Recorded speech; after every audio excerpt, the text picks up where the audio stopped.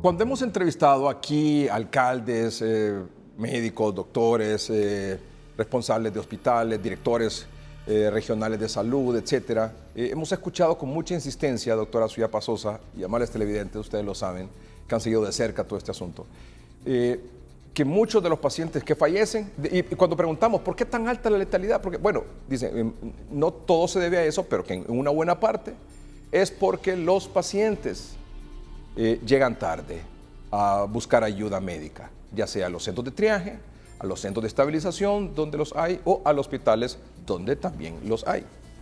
Y que cuesta, a pesar de que puede tener el tratamiento, pueden estar los médicos, puede tener el equipo, pero poco o nada se puede hacer porque fallecen. Bueno, la doctora Suyapa Sosa es una autoridad para hablar sobre eso, para explicarnos si eso es cierto o no es cierto y para identificar qué es lo que está pasando, quién, cómo y por qué está fallando. ¿Por qué? Porque la doctora Suyapa Sosa, aparte de ser la jefe de neumología del Instituto Nacional Cardiopulmonar, el TORAX, donde, insisto, se ve a los pacientes más graves de los graves por COVID-19, ha hecho una labor, pero inmensa, que yo admiro mucho, reconozco, valoro, en nombre del pueblo hondureño, doctora, a usted y a todo su equipo, a todo el personal del TORAX, toda mi admiración, respeto y solidaridad por el trabajo que hacen. Han salvado tantas y tantas vidas de hondureños que han sido afectados por este COVID. Entonces, en función de eso, doctora, yo quisiera que nos dijera qué es lo que está pasando. Sí, nosotros inclusive hemos hecho algunos comentarios de que mucho paciente es referido también tardíamente. Sabemos que por varias razones los pacientes llegan tardío a los triajes, también se mantienen algunos días de más en los centros de estabilización, se les da un tipo de manejo, pero el paciente se confía y aproximadamente el día 9 vuelve a buscar atención. Cuando a nosotros en este momento al tórax nos están refiriendo los pacientes están llegando en el día 12 a 14 de la enfermedad y definitivamente llegan sumamente delicados, llegan ya toreados, como decimos nosotros, con varios esquemas de manejo. Y esto es un conflicto para nosotros, porque mucho de este paciente pudo haber manejado en una forma más temprana y algo muy importante, licenciado Melgar, que muchos de estos pacientes pudieron haber sido manejados en sus hospitales de la misma manera que nosotros los vamos a manejar. Lo que nosotros tenemos que evitar es que el paciente llegue a la unidad de cuidados intensivos, porque todos sabemos de la altísima mortalidad que estos pacientes tienen. Y nosotros aún en el tórax tenemos muchísimas limitaciones. Si bien es cierto, tenemos ventiladores, tampoco tenemos una cantidad enorme de ventiladores.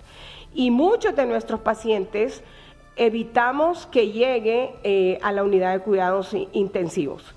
¿Qué es lo que nosotros estamos haciendo en este momento en el hospital? Yo creo que el buen interrogatorio es vital en este momento. No estar confiado con un chequeo de sí o no, sino que ser un poquito más acuciosos a la hora de interrogar a un paciente. Cada paciente es completamente diferente.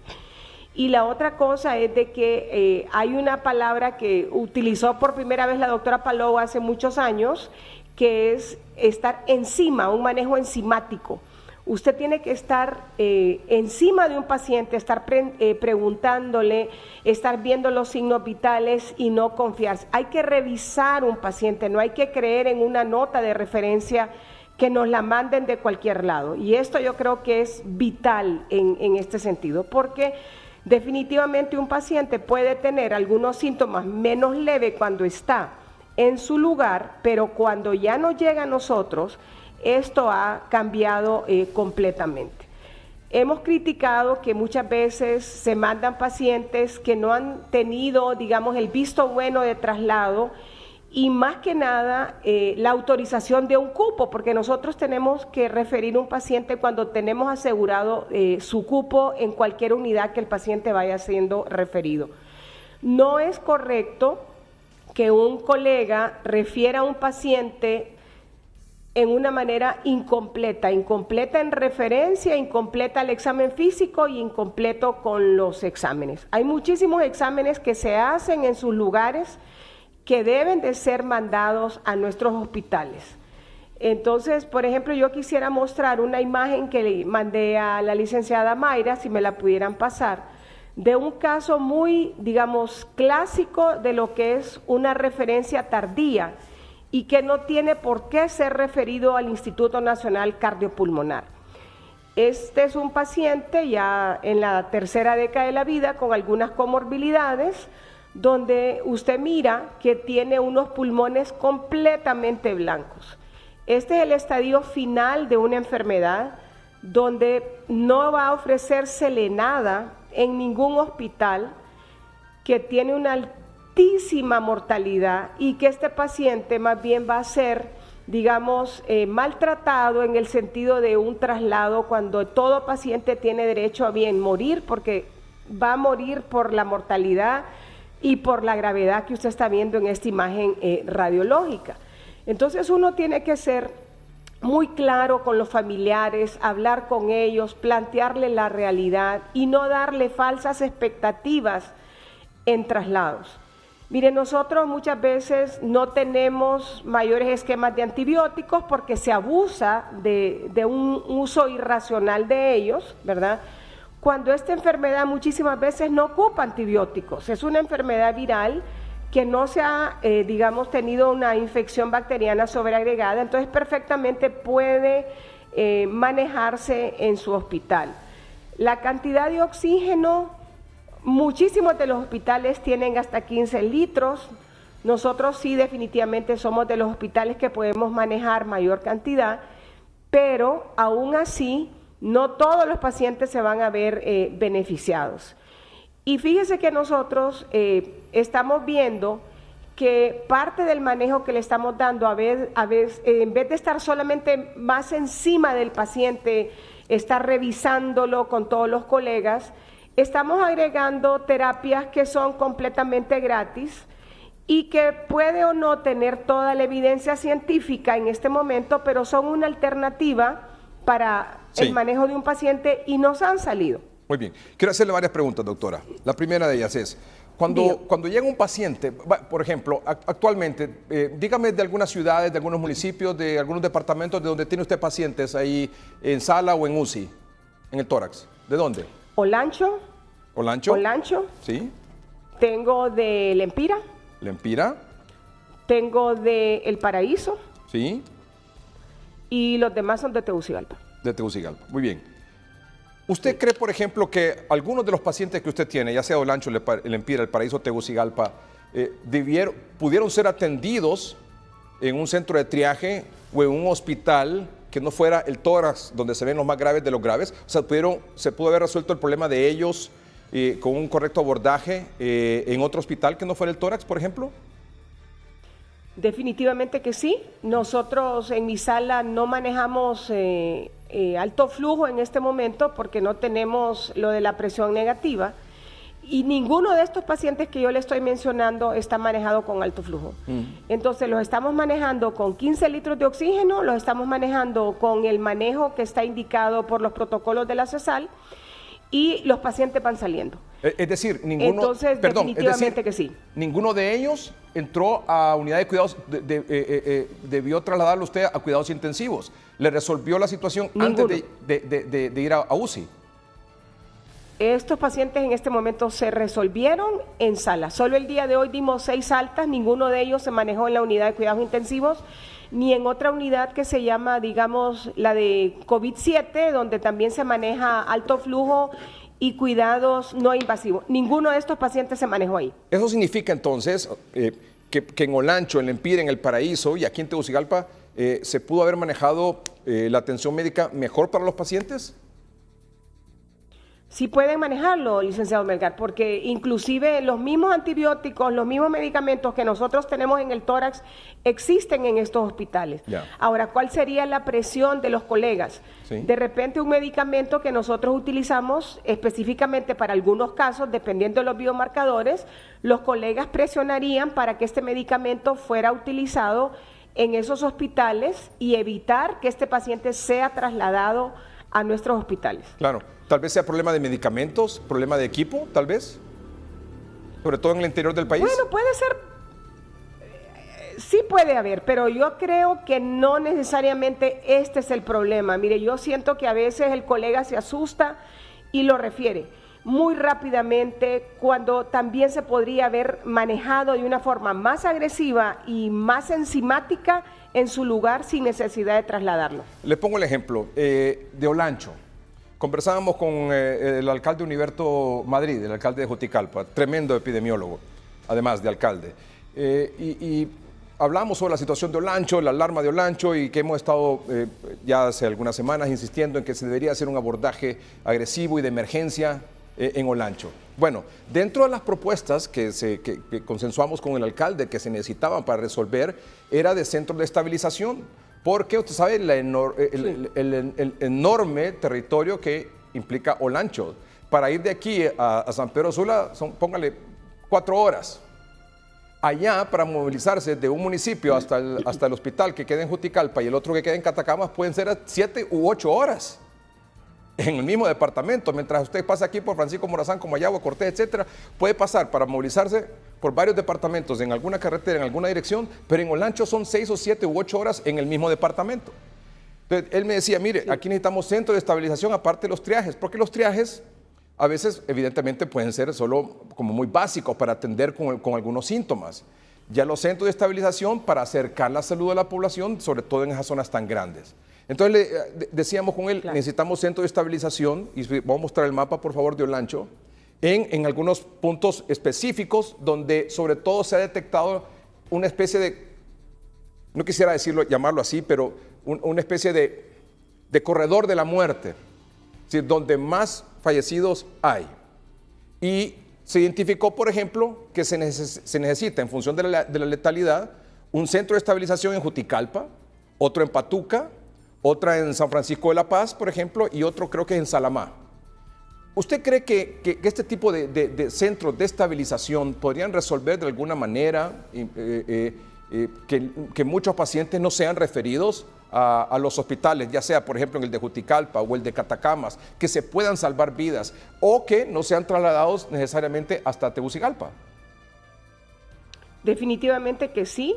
Nosotros sentimos que estos centros en Tegucigalpa vinieron a dar un alivio y un soporte muy importante para disminuir la cantidad de ingresos. Un centro de estabilización es vital en esos lugares, especialmente por lo que comentaba el doctor Madrid de la distancia, y no solo en Olancho, en todos los demás departamentos, claro, que están en este momento en rojo, ¿verdad? Que son 12. Bueno, eso se decidió. Exacto. Y eso es lo que esa es la intervención que se está haciendo ahora en Olancho, y qué bueno que esté ocurriendo y esperemos que funcione y que esto se haga rápido también. Pero también hemos propuesto que se haga una intervención de emergencia en Copán. Tenemos ya 4 días con hoy, desde el domingo, hablando sobre la necesidad de intervenir de manera urgente a Copán, porque también es de los 12 departamentos que están en alerta máxima, en el nivel rojo de riesgo, y que además, nivel 5 de riesgo, y que además representa, en función de la cantidad de casos, la mayor letalidad. Y se han identificado 3 grandes municipios. Nueva Arcadia, o la entrada, Copán, luego está evidentemente Santa Rosa de Copán, y luego está Copán Ruinas. Entonces, ¿qué es lo que nosotros hemos... Mire, ¿Y qué es lo que nosotros hemos... Copán yo siento que tiene... ¿Sí? Más ventaja que Olancho todavía, porque ellos tienen un hospital que es bastante bueno, tiene mucho equipo diagnóstico y también tiene otro centro de apoyo que es CAMO, que apoya muchísimo. Evidentemente, pero hablamos... Yo creo que aquí sería más fácil, ¿verdad? Sí, exactamente, pero hablamos con el director del hospital y me dice, tengo 15 camas UCI, que también hace una tremenda labor el Hospital de Occidente, y las 15 camas están ocupadas. Y la sala COVID tenemos más o menos 80 camas, y tenemos un promedio de 60% ocupado. Y trasladar, por ejemplo, de Nueva Arcadia, allá, un poco en el norte del departamento, o no digamos aquí abajo, en Corquín, o no digamos también en la parte ya del cono fronterizo con Guatemala, que es El Paraíso, Copán Ruinas, Santa Rita, y el municipio de abajo, en gris, es Cabañas, por ejemplo. Ubicar ahí un centro de estabilización, otro en la parte sur del departamento y otro en la parte norte, y luego complementado con el hospital de Santa Rosa de Copán. ¿Qué opina usted de eso? Mire, yo pienso que esto es de lo mejor que se puede hacer en todos estos lugares en este momento, ¿Por qué? Porque estos centros de estabilización funcionan como salas de cuidados intermedios. Exacto. Así como nuestras salas son de cuidados intermedios, en estos lugares, estos centros de estabilización van a ser cuidados intermedios, que es una manera de que usted pueda detener la progresión de la enfermedad. Obviamente no en todos los casos lo va a hacer, pero yo creo que en un porcentaje importante sí. Y de esta manera usted va a salvar las vidas, usted va a evitar que se desborden los hospitales y que estos pacientes sean trasladados para Tegucigalpa o San Pedro Sula. Y son medidas heroicas, agresivas y necesarias que se deben de hacer de una forma urgente. Ahora, ¿usted cree, por ejemplo, entonces, que para esto de que fallecen, que se mueren porque llegan tarde, hay varias aristas del asunto? No es solo de que la población llegó tarde, sino que del tipo de atención que se le dio y el servicio de salud que tenían. Digo, si hay un centro de estabilización cerca o no lo hay. De cosas. Perdón, sí, exactamente. Exactamente. Sí. Eso es así, porque un centro de triaje le sirve para dar vía, sí, pero un centro de estabilización le sirve para estabilizar un paciente, conocerlo más, darle más apoyo y hacer estudios, digamos, un poco más invasivos. O sea que y usted ingresa en un paciente, lo pone en un tratamiento agresivo y el paciente le puede mejorar en 24 horas. O sea, que nos digan que los pacientes fallecen porque llegan tarde, ¿le parece que es una máxima así como 100% certera? No. Yo creo que es que algunos llegan tarde, pero hay otros que llegan a tiempo y que no se les da el tratamiento que se le debe de dar de una manera más agresiva y se deja esperar y se deja madurar y ya después es que cuando está como ese pulmón blanco que yo le enseñé ahí, es cuando deciden referirlo. En ese momento no tiene ninguna justificación referir un paciente. Sí. Antes de que tuviese ese pulmón blanco, el paciente lo tuvo normal o con unos infiltrados no tan agresivos. En ese sentido, ¿cuál sería entonces su llamado de atención a la atención médica, al personal médico, a la población y a las autoridades? La población tiene que llegar cuando está con el menor síntoma. Ahora, la población también tiene que ver cómo presiona, igual que los médicos, para que hayan mayor cantidad de pruebas, porque siempre van a estar los portadores asintomáticos. Los médicos tienen que ser más acuciosos en buscar síntomas de alerta para que estos pacientes sean referidos más tempranamente y estar más encima de un paciente, porque estos pacientes se descompensan en 24 horas, no necesariamente porque pasa mucho tiempo, y a las autoridades porque tiene que estar oyendo tanto a la población, tanto a los médicos, tanto a los medios de comunicación que han hecho un gran trabajo en ver cómo se puede trabajar de una forma integral y poder dar una respuesta integral para que podamos todos manejar esta pandemia de la mejor manera. Si no, no vamos a poder hacerla. Doctora, muchas gracias por acompañarnos esta noche. A usted. Gracias. Es la doctora Suyapa Sosa, jefa de neumología del Instituto Nacional Cardiopulmonar El Tórax.